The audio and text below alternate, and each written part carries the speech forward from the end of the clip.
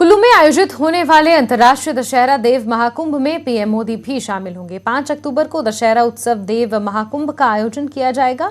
इस दौरान पीएम मोदी भगवान रघुनाथ की रथ यात्रा में शरीक होंगे और मंदिर में माथा टेक कर आशीर्वाद लेंगे।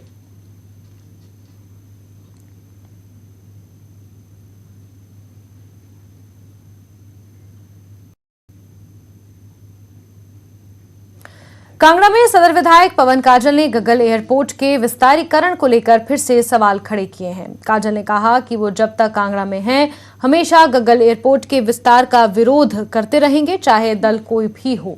उन्होंने कहा कि मेरा विरोध विकास से नहीं बल्कि यहां सालों से स्थापित कई कारोबारियों के उजड़ने का है।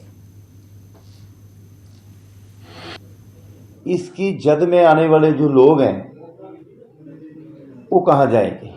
जब वो लोग उजड़ेंगे वो कहाँ जाएंगे? मेरा सवाल ये है, मेरी इस विरोध करने का जो मेन मकसद है। और दूसरी, ये जो जद में आ रहे हैं ये सारी फर्टाइल लैंड है।